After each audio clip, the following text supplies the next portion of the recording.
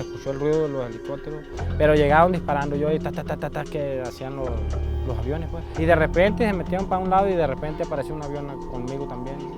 Yo pensaba que iba a caer el avión o iba a dar vueltas nomás, pensé yo, pero no, llegó disparando.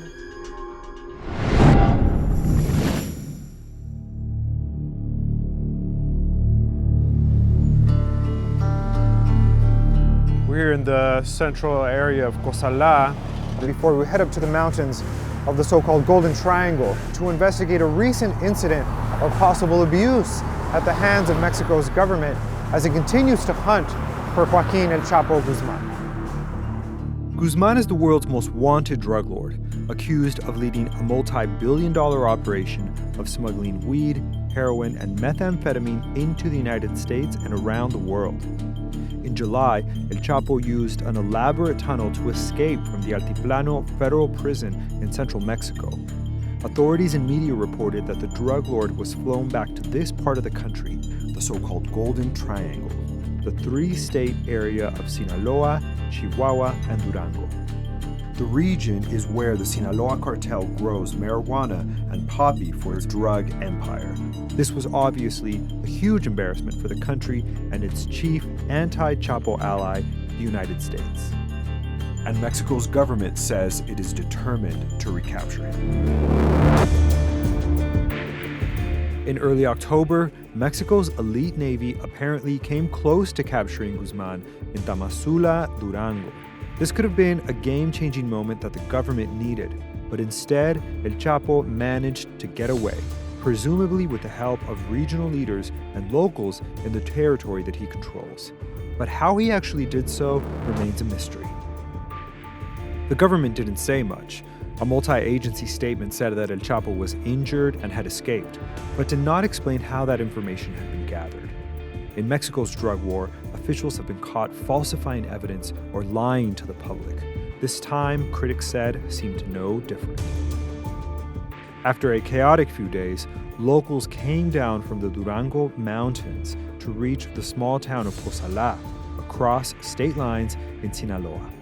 They said they had come under attack from Mexican Navy helicopters in the same area where Chapo was almost caught. But did the locals help Chapo? Did any of them fire weapons against the authorities as the government had implied? Locals said no.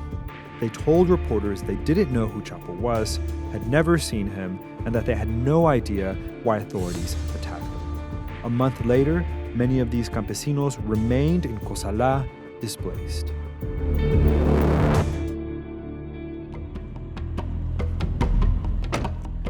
One of these displaced ranchers is 31-year-old Gonzalo Peña. He and his family are living with his mother-in-law in Cozalá. He explained to us what happened that day. La cosa fue el 6 de octubre, ¿verdad? Como poquito antes de las 8 llegó, se escuchó el ruido de los helicópteros, llegaron al rancho de Limón, pero llegaron disparando yo y que hacían los aviones pues. Y de repente se metieron para un lado y de repente apareció un avión conmigo también. Yo pensaba que iba a caer el avión o iba a dar vueltas nomás, pero no, llegó disparando. Y de ahí dejo lo que hice, saqué a mi mujer de allí. Mi preocupación, dije, nos van a matar aquí. Nos van a matar, pero lo que pensaba yo que nos iban a matar allí. Nomás que en una vuelta así nosotros nos metimos en, allá se le dice un Sanjón, y nos tatemamos de zacate y de monte así y ya nos miraban. Me pasé escondido casi hasta que se hiciera nochecita. Porque de día no podíamos, porque los aviones no paraban de circular. Y de ahí ya nos vinimos al lado del Águila. Y ahí me encontré con el hermano mío, que también le había pasado la misma situación. Y de ahí nos vinimos rumbo a Cozalá. Pasamos 4 días caminando. ¿Y no se han reportado nada? ¿No se han disculpado? ¿No nada, han nada, explicado? nada. No, nadie nos ha dado una explicación por qué llegaron así. Behind me is the local offices of the DIF. This is basically the welfare agency in Mexico.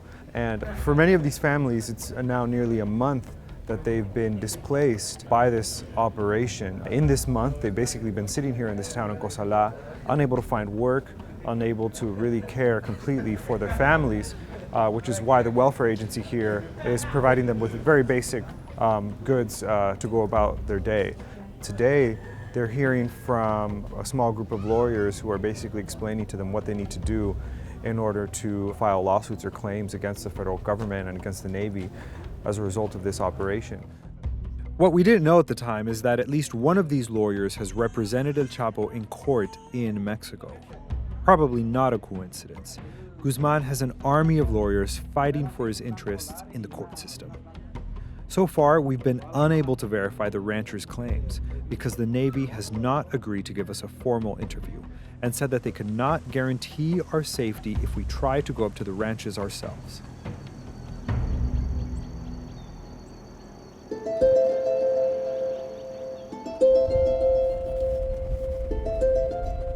Our crew and I are now headed to Gonzalo Peña's ranch just over the state lines in the state of Durango.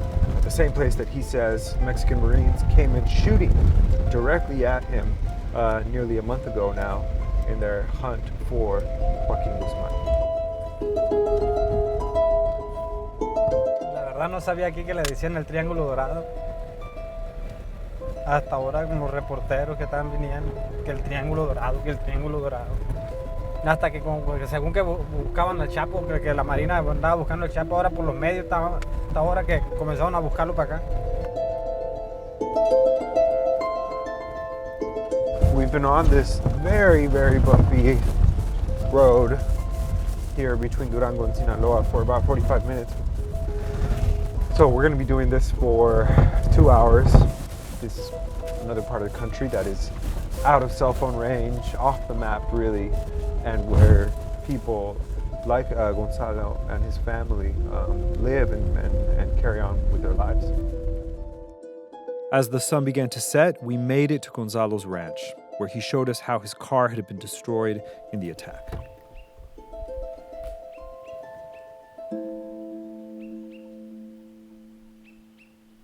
Varios disparos tiene.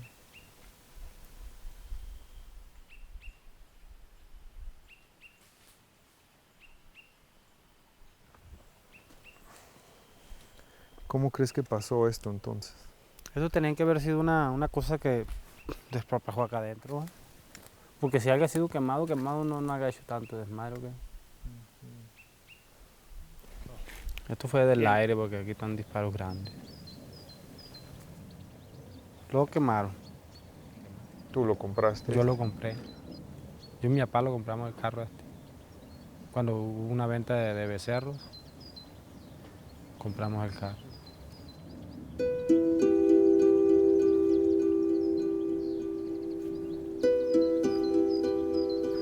Well, this is such a remote region that Gonzalo can't even drive up to his house. Now we're gonna check out his ranch house up here. This is Gonzalo Peña's house here, high in the mountains. As Gonzalo has told us, he was here on the morning of Tuesday, October 6, when out of nowhere, without any warning, a convoy of Mexican Navy helicopters came and submitted this property to an aerial attack. You can see the entrance of some of this gunfire that clearly is coming from above to this property. Aquí la casita también tiene varios disparos, tiene uno. Por este lado se le miran más. Yo aquí en este cuarto estaba, yo me refugié allí, en esta parte de aquí. Y cuando una vuelta que dio el avión, yo y mi hija y mi mujer salimos corriendo hacia este lado. Seguía disparando aquí en la casa. Ahí se miran los disparos que están. Todavía no te explicas por qué hubieran atacado de esa forma. Realmente no. No sé por qué dispararon. ¿Y no crees que si en algún punto aquí habían o en otros ranchos por acá sembrado mota o amapola que vinieran como para vengarse por eso? ¿Vengarse de qué? Pues sí, la gente aquí en los ranchos es lo que siembra, a veces muchos siembran amapola, muchos siembran mota, pero siempre ha venido el gobierno y la destruye, pero no. No sé por qué lo harían ahora así, de esta agresión. Pero ahorita no hemos visto mucha siembra de eso. No, pues no se miran. No se mira. Realmente no se miran. The people who were subjected to this attack have not been able to return to their homes up here. After all these weeks, there still has been no formal or proper response to explain what happened right here in this ranch and in many, many others in these mountains.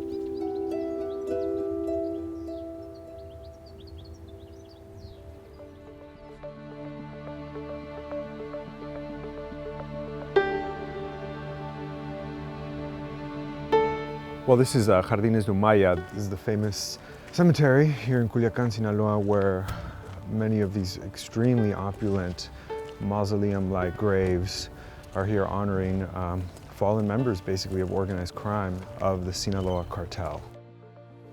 This is a corona, a traditional Mexican flower arrangement sent by none other than El Chapo himself, Joaquin Guzman Loera, for a man that he identifies as El Perrillo.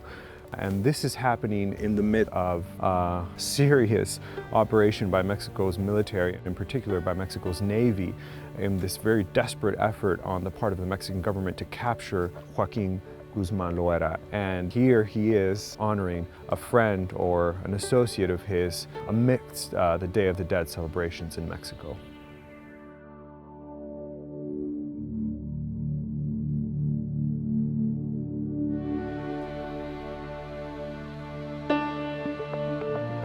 Yo a ese hombre, el Chapo, yo la verdad yo no conozco a ese hombre y gente que anda con él tampoco. Yo crío ganado, le ayudo a mi papá, siembro maíz, frijol. Y cuando hay chance de sembrar otras cosas, pues a veces las siembro. Pero va el gobierno, se la tumba y es lo que pasa a veces. Pero nunca nos habían llegado disparando, no oiga así. Han llegado a veces que quieren saber una cosa y uno a veces pues, no sabe nada y a golpe le quieren sacar las cosas también, ¿va? Pero eso es lo normal, ¿va? Pero ya llegándonos a disparar. Pues yo me gustaría irme al rancho, pero pues, ¿qué tal si nos llegan y otra vez y nos puedan llegar disparando? Uno ya anda con el temorcito, pues, que no se sabe cómo están las cosas ahorita.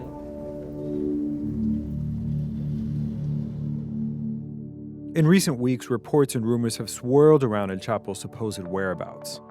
Just like after his first jailbreak in Mexico in 2001, Guzman's alleged recent tunnel escape caused the drug lord's legend to grow. What actually happened in those mountains, meanwhile, remains a mystery. But it's already cast a harsh light on Mexico's Navy. In the fight against the country's drug cartels, the Navy is seen as more reliable and professional than the much larger Army, which faces mountain charges of human rights abuses. Today, El Chapo remains a fugitive. And this latest incident here in Sinaloa in the government's hunt for the drug lord shows that maybe no branch of Mexico's armed forces is immune from making mistakes or violating human rights.